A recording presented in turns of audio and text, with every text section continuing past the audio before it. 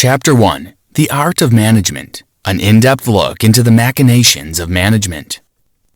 Management describes planning, organizing, leading, motivating, and controlling the resources of an organization to reach its goals efficiently and effectively. It entails the careful orchestration of the many parts of an organization to achieve an endpoint.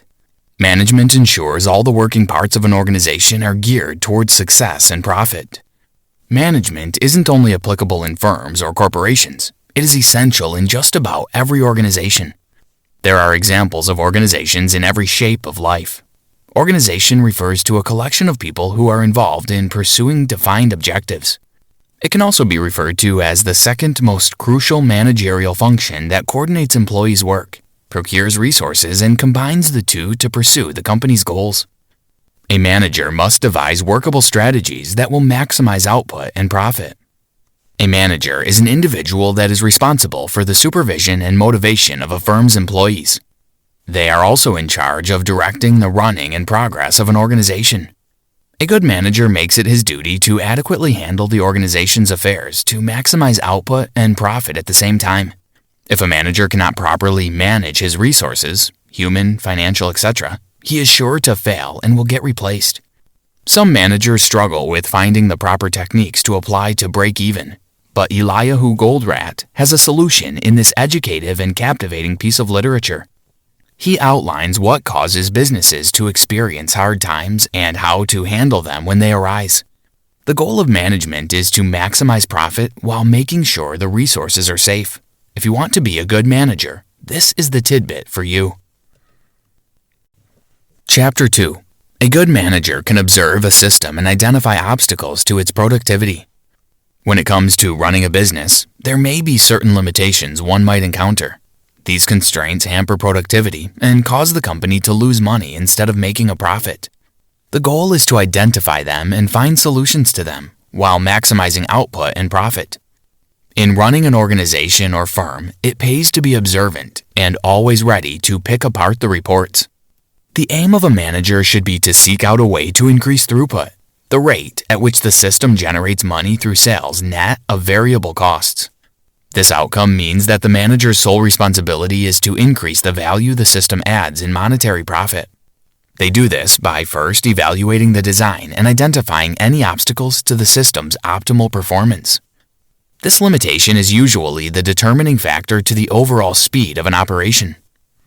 A limitation to the smooth running of a system is called a bottleneck. This refers to any process or chain of processes that affect the capacity of the whole system. It stalls production, supply overstock, pressure from customers, and low employee morale. If left unchecked, it will continue to hinder productivity if it persists, and your organization will suffer the loss. Bottlenecks can be as simple as missing equipment or a shortage of a particular resource needed to run the system. It can be in the form of a dispute among members of staff or a badly functioning machine in a factory. Whatever it is, it will continue to stall productivity if it isn't handled, and your organization will suffer the loss. How can one identify such productivity-stopping obstacles in a system? One is to take complete stock of the inventory, check for any irregularity in throughput, and then place the process or series of processes receiving high input and lower output. When a process or staff member receives high value but doesn't churn out the same or a better return, it should get tended to immediately. Since the strength of the chain is determined by the weakest link, then the first step to improve an organization must be to identify the weakest link. Eliyahu M. Goldratt. Chapter 3.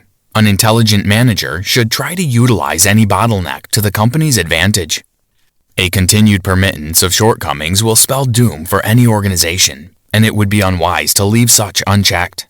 So, what then is the solution when a bottleneck gets identified? The manager should use it to his advantage.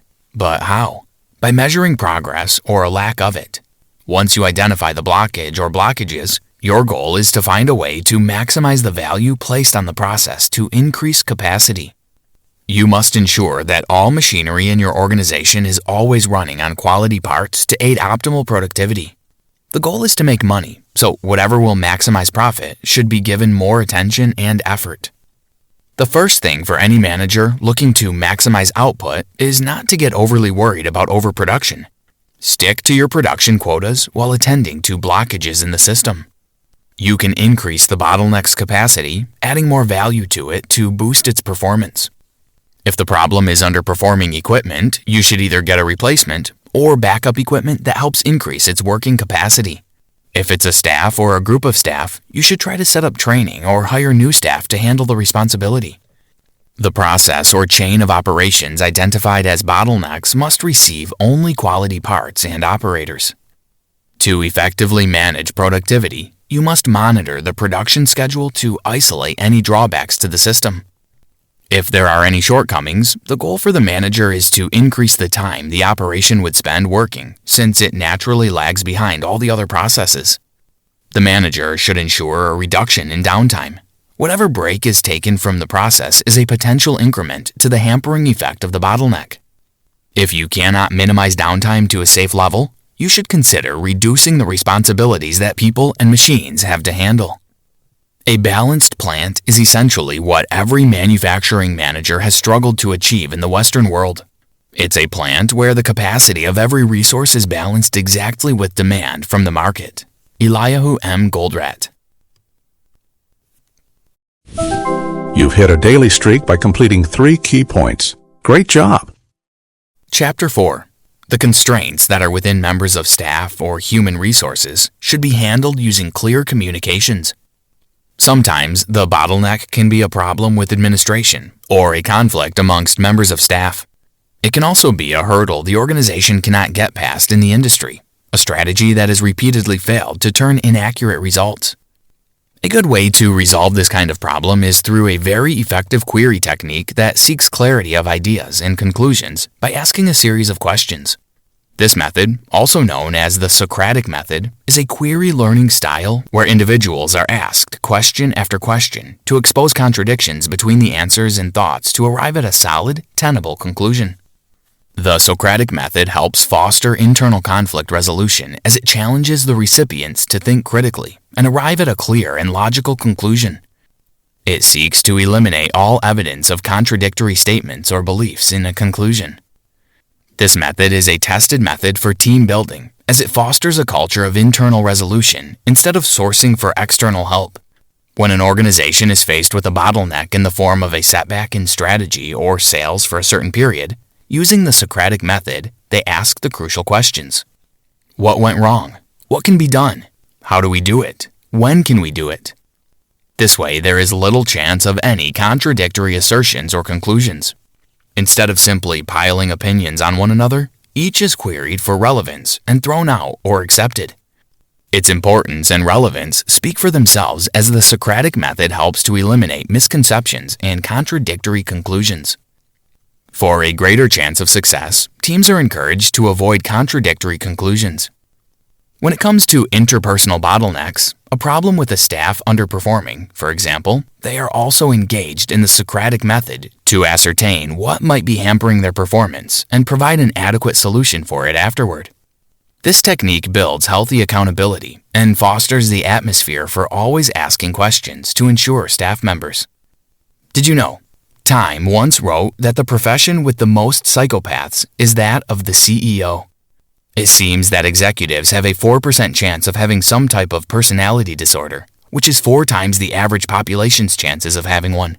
Narcissism is one of the ones at the top of the list in the group. Chapter 5. To get the best out of your production process, commit more resources to each working part. In the manufacturing sector, you should consider subordinating other processes to give the limiting process more attention, expertise, and resources. This way, the focus of everyone in your team is to get the process or processes up to speed. Bottlenecks result in slowed production and overpiling of inventory, and as such, must be avoided at all costs. A bottleneck is almost always going to be present as long as a process exists. It may be a tiny or huge flaw, but it causes damage to the total output of the unit. As pointed out in the previous chapters, there are several ways to handle such problems, but we shall discuss one more practical method in this chapter. With equipment underperforming, you can choose to dump it and pack up shop or get money to replace it. Both options are cost ineffective. Instead, it would help if you considered cheaper ways to bolster its capacity by bringing in smaller equipment to help speed up its work, or replace only the faulty parts that have been causing it to perform below expectations. Instead of incurring costs when a process keeps failing, you can move to help boost its performance. More time, effort, and resources get dedicated to the bottleneck's operations to increase productivity. If the equipment or process, or part of the process, is to get remedied, then it requires that you devote more attention to its capacity to increase. Once the equipment, process, or chain of processes receives an influx of resources, time, and human resources, its power will increase. It will be up to speed with the rest of the equipment, which will favor the organization. Chapter 6. Without the presence of trained and qualified staff, you run a risk of reduced productivity and output. Once you have increased a process by pumping in as many resources as necessary, the new situation you have created will need additional manpower. The bottleneck didn't need much staff or that many resources before, but the productivity and capacity have significantly increased, requiring additional personnel. This technique is known as elevating the constraint. Don't be satisfied with the increase in the bottleneck's capacity. You must now seek further increment to get it to function at total capacity. It ensures that the newly resolved bottleneck doesn't revert to being a blockage. To elevate the condition, you must increase the resources invested and staff to handle the process you're trying to enhance. Effectively improving the throughput of the system increases the bottleneck's capacity through investment, hiring new staff, and purchasing new equipment. A bottleneck remains the best way to monitor and measure the rate of success that a process can attain. Once you've reduced attention to the other parts of the process to increase the capacity of the limiting process, you must further increase your efforts. Since the bottleneck is key to maximizing throughput and profit, it is best to invest more once you notice increased productivity. The bottleneck offers managers a guideline of what to tweak, increase, and reduce. If the bottleneck is an area of land, say for the production of a particular crop, once you increase the investment into it in the form of an increased fertilizer, pesticides, and all the necessary equipment needed to boost productivity, the land will now produce a total capacity. The exact amount of the resources required to run below its total capacity will be inadequate to handle the new productivity. This is the essence of elevating the constraint. It is a dutiful increment of the number of resources such that it matches the unique capacity of the bottleneck. Be careful not to skip subordinating other processes before elevating the hindrance to avoid overproduction and a needless overstocking of inventory. Promoting the condition should only be embarked upon once you have reduced resources and attention to other processes and channeling it to the bottleneck. This way, you are sure that you are investing in a tested and trusted venture. Pouring resources onto a bottleneck before you subordinate other processes will lead to a loss of profit to the company. Chapter 7. When you dedicate more resources to the bottleneck, it translates into greater productivity. Once you increase the resources you put into a bottleneck, elevating the limitations, there is a tendency for inertia or complacency. Once a condition gets promoted, the system might experience a greater throughput, but there is no way to regulate or measure the rate of success without a bottleneck in the system. One can get complacent once there is an increase in productivity, but the goal is to keep at it even more. Most managers disregard this and assume since there's an increase in throughput, it simply will continue. So why bother doing anything, at this moment giving into inertia? Inertia is dangerous for any organization because as you have improved the bottleneck's capacity, other equipment might arise that will become the new blockage and must get fixed. The goal is always to factor in at least one limiting process and keep tabs to know how to handle it whenever it arises. In most cases, this unwillingness to do anything extra to keep the throughput from growing becomes a bottleneck itself. The inertia results from satisfaction, from the current state of productivity, and of course, the increase in money it is making. Complacency in the face of progress can also become a bottleneck to deal with. When the elevated constraint becomes a bottleneck once more, or a new one arises, repeat these steps. Identify the bottleneck, exploit it, subordinate everything to attend to it, elevate the bottleneck and constraint, Guard against inertia in the process. Conclusion. The production process is key to a company's output and profit drive. It can be hampered by constraints known in this summary as bottlenecks or limiting processes. These are an inconvenient constraint in any organization and can cause a significant loss if left to run. They impede and hamper the smooth running of any organization, often in countless millions of dollars and personnel hours. However, since they are unavoidable, it is pertinent to accept their inevitability and source a way to exploit them to turn a profit instead.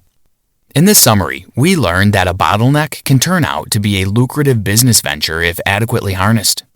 When overseeing a system, one must take out time to observe the process of the system, identify the limitation or limitations, and map out strategies to manage, exploit, and minimize to maximize profit.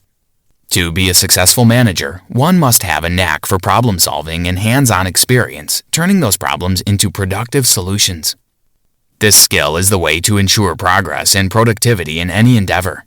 Without this patient and watchful eye of the manager, most processes will continue to run into bottlenecks that will hinder the proper workings of the system. The manager must show interest in the organization's affairs, from the staff to the equipment to the finances. Bottlenecks not only make the job of a manager difficult, but they're also bad for profit. They're also an expensive hassle and can become a monumental task to overcome if left to linger. As such, managers need to be ready to identify, evaluate, rectify any bottlenecks in the system, and be prepared to utilize those unremovable. Try this. Treat every problem like a question and keep posing possible answers while scrutinizing all contradictions and adequacy in facts. When faced with a problem that reduces productivity, do not see it as a limit, but as a chance to learn and improve. Go through your production process next week, if you're in charge. Watch for limitations that can be removed to make your processes more efficient.